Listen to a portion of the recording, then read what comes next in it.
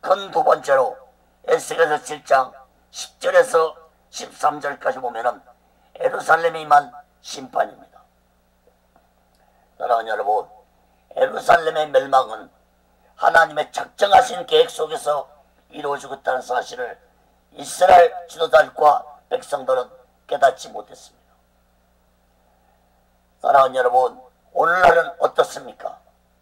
예수 믿지 않는 자들은 깨닫지 못하는 게 당연하지만 이 땅의 교회 지도자들과 예수 믿는 자들이 마지막 날에 대해 하나님이 작정하시고 계획하신 심판을 깨닫고 살아가고 있는지 묻고 싶습니다.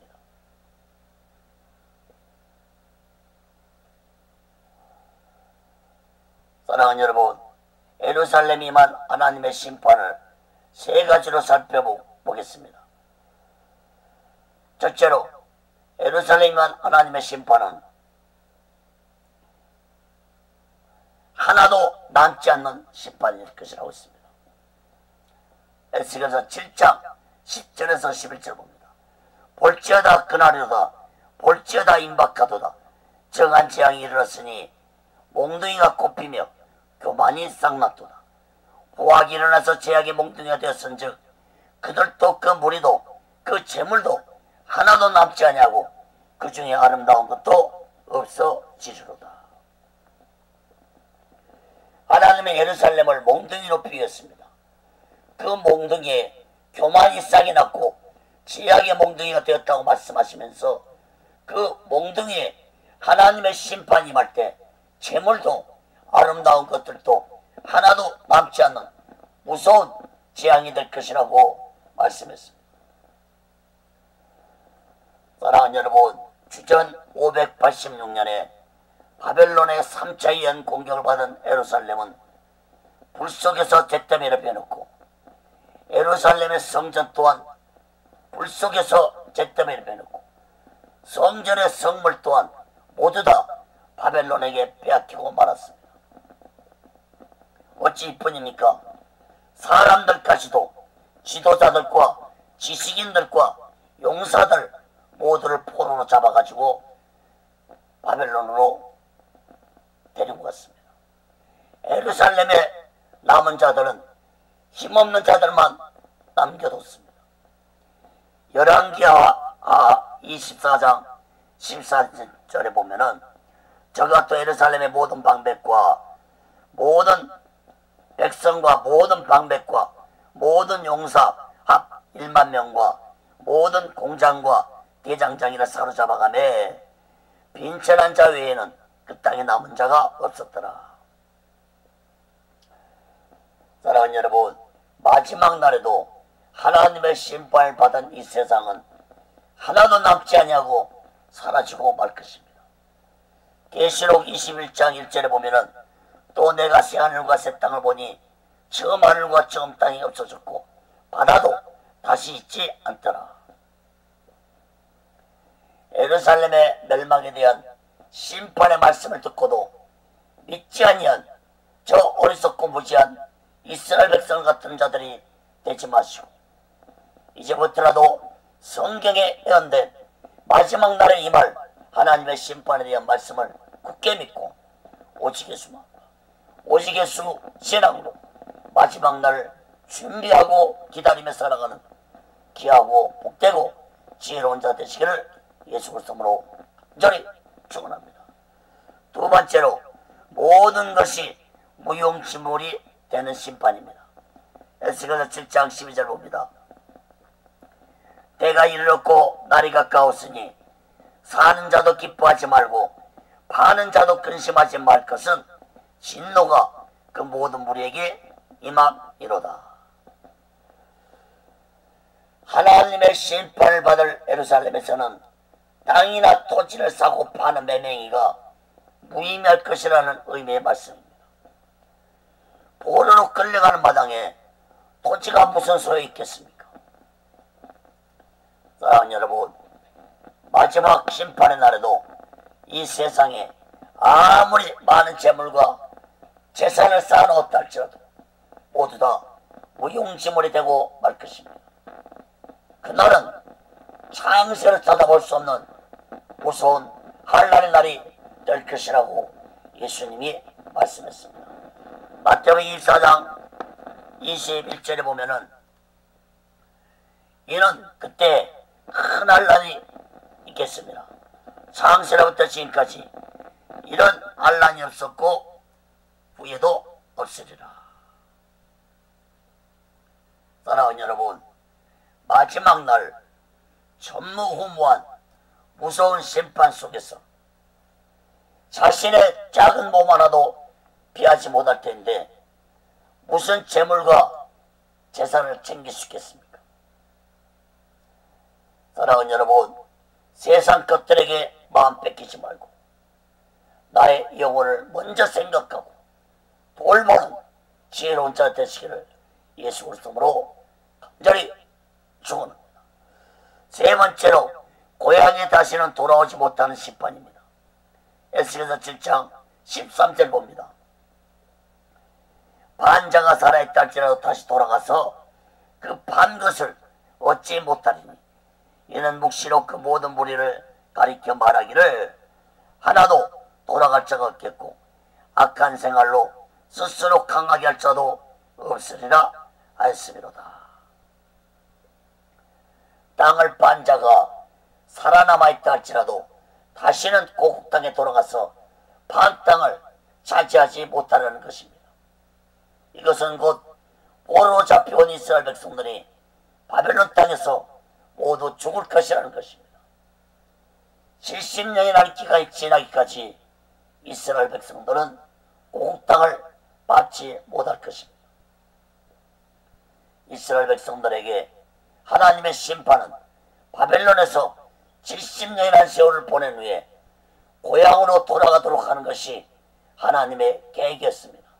그러므로 바벨론에서 포로 생활을 하고 있는 자들은 이러한 에스겔 선지자의 메시지를 듣고 자신들의 죄를 얘기하고 후손들을 위해서 기도하는 자들이 되어야 했지만 백성들은 에스겔 선지자의 메시지를 듣고도 얘기하지 아니했습니다. 13절 끝에 보면은 악한 생활로 스스로 강하게 할 자도 없으라는 말씀처럼 이스라엘 백성들은 이방 땅에서 포로로 끌려와서도 악한 죄를 범하며 살았습니다. 사랑하는 여러분, 마지막 날의 심판도 다시는 고향을 볼 수 없는 무서운 심판이 될 것입니다. 그날에 우리 시대에 그날이 올지 안 올지 아는 자는 하나님의 아무도 없습니다. 그러므로 우리들은 지금부터라도 오직 예수 마음과 오직 예수 신앙으로 마지막 날을 준비하고 기다리며 살아가는 지혜로운 자들이 되시기를 예수 그리스도로 간절히 축원합니다. 큰 세 번째로 에스겔서 7장 14절에서 27절 끝절까지 보면은 예루살렘의 마지막 모습에 대해 말씀했습니다. 예루살렘의 마지막 멸망의 모습을 예레미야 선자도 자세히 선포했지만 하나님은 다시 재차 에스겔 선자에게 예루살렘의 마지막 모습을 자세히 선포하도록 하였습니다. 예루살렘의 마지막 모습을 세 가지로 살펴보고 말씀을 마치겠습니다. 첫째로 칼과 기근과 온역으로 멸망될 것이라고 말씀했습니다. 에스겔서 7장 14절에서 17절 봅니다. 그들이 나팔부로 온갖 것을 예비했을지라도 전쟁에 나갈 사람이 없나니 이는 내 진노가 그 모든 무리에게 미쳤습니다. 밖에는 칼이 있고 안에는 온역과 기근이 있어서 밭에 있는 자는 칼에 죽을 것이요 성읍에 있는 자는 기근과 온역에 망할 것이며 도망하는 자는 산 위로 피하여 다 각기 자기 제약 가닥에 골짜기 뼈대기처럼 슬피 올 것이며 모든 손은 피곤하고 모든 무릎은 물과 같이 약할 것이라. 에스겔 선자는 5장 6장에서도 예루살렘이 칼과 기근과 온역으로 멸망될 것이라는 말씀을 선포했습니다. 왜 이렇게 예루살렘이 칼과 기근과 온역 즉 전염병에 멸망될 것이라고 반복해서 강조하고 있는 것입니까? 두 가지로 생각해 볼 수 있습니다. 첫째는 이스라엘 백성들이 그만큼 예루살렘이 멸망될 것이라는 사실을 믿지 않았기 때문에 반복해서 전하고 있는 것입니다. 둘째는 예언서에서 반복해서 전하고 있는 말씀들은 단순히 이스라엘만을 향한 말씀이 아니라 이 세상의 마지막 날로 예언하고 있는 말씀이라는 사실을 깨달아야 할 것입니다. 그러므로 예루살렘의 칼과 기근과 온역이 반복해서 말씀하고 있는 것은 이 세상의 마지막 날에도 칼과 기근과 전염병이 난무하는 가운데 이 세상이 멸망될 것을 의미하고 있다고 보아야 할 것입니다. 사랑하는 여러분, 예루살렘 멸망에 대한 말씀을 듣고도 믿지 아니한 저 어리석고 무지한 이스라엘 백성 같은 자들이 되지 마시오. 성경에 예언된 마지막 때의 말 심판에 대한 말씀을 마음 깊이 깨닫고 오직 예수 마음과 오직 예수 신앙으로 마지막 날을 준비하고 기다리며 살아가는 귀하고 복되고 지혜로운 자들이 되시기를 예수 그리스도로 간절히 축원합니다. 두 번째로 귀한 재물들도 오물 취급을 받을 것이라고 말씀했습니다. 18절 22절 말씀 봅니다. 그들이 굵은 배로 허리를 묶을 것이요 두려움이 그들을 덮을 것이요 모든 얼굴에는 수치가 있고 모든 머리는 대머리가 될 것이며 그들이 그을 거리에 던지며 그 금을 오매물같이 여기리니 이는 여호와 내가 진노를 베푸는 날에 그 은과 금이 능히 그들을 건지지 못하며 능히 그 심령을 족하게 하거나 그 창전을 채우지 못하고 오직 제약에 빠지는 것이 되면로다. 그들이 그 화려한 장식으로 인하여 교만을 품었고 또 그것으로 가정한 우산과 미운 물건을 지었은즉 내가 그것으로 그들에게 오매물이 되게 하여 외인의 손에 붙여 노랗게 하며 세상 악인에게 붙여 그들로 약탈하여 더럽히게 하고 내가 또 내 얼굴을 그들에게서 돌이키리니 그들이 내 은밀한 조소를 더럽히고 강포한 자도 거기 들어와서 더럽히리라. 19절 20절에 보면은 오매물이라는 말씀이 두 번 나오고 있습니다. 오매물이라는 말씀은 지저분하고 더러운 물건을 의미합니다. 이스라엘 백성들이 아끼던 은과 금 같은 그런 귀한 재물들이 예루살렘이 멸망받는 날 오물처럼 취급당할 것이라는 말씀입니다. 사랑하는 여러분, 심판의 날에 은과 금의 재물이 무슨 소용이 있겠습니까? 19절에 보면은 마음을 족하게 했던 은과 금이 심판날에 아무런 도움도 되지 못할 것이라고 말씀했습니다. 또한 20절에 보면은 은과 금으로 우상을 만들었는데 그 우상 또한 더러운 물건이 될 것이라고 말씀했고 그들이 가진 재물은 바벨론에게 약탈당하게 될 것이고 예루살렘 성전은 바벨론 군대에 의해 더럽힘을 당하게 될 것이라고 말씀했습니다. 사랑하는 여러분, 이러한 예언 또한 이미 예레미야 선지자를 통해서 선포되었던 말씀입니다. 하나님의 말씀대로 예루살렘은 불 속에서 잿더미로 변했고 예루살렘 성전의 성물들도 숟가락까지도 바벨론에게 약탈당했고 성전 또한 불 속에서 잿더미로 배어가 되고 말았습니다. 예레미야 52장 12절 14절에 보면은 바벨론 왕 느부갓네살의 19년 5월 10일에 바벨론 왕의 어전 시대 장관 느부사라단이 예루살렘에 이르러 여호와의 전과 안궁을 불사르고 예루살렘의 모든 집을 기인의 집까지 불살랐으며 시대 장관을 쫓는 갈대아인의 온 군대가 예루살렘의 사면 성벽을 걸었으며, 사랑하는 여러분, 하나님이 자신의 성전을 불태워서 무너지겠다는 것은 더 이상 예루살렘 성전에서 예배를 받지 아니하시겠다는 의미입니다. 사랑하는 여러분, 마지막 날에도 하나님은 교회부터 심판하실 것이라고 했습니다. 베드로전서 4장 17절에 보면은 하나님의 집에서 심판을 시작할 때가 되었나니 만일 우리에게 먼저 하면 하나님의 복음을 순종치 아니한 자들의 그 마지막이 어떠하며,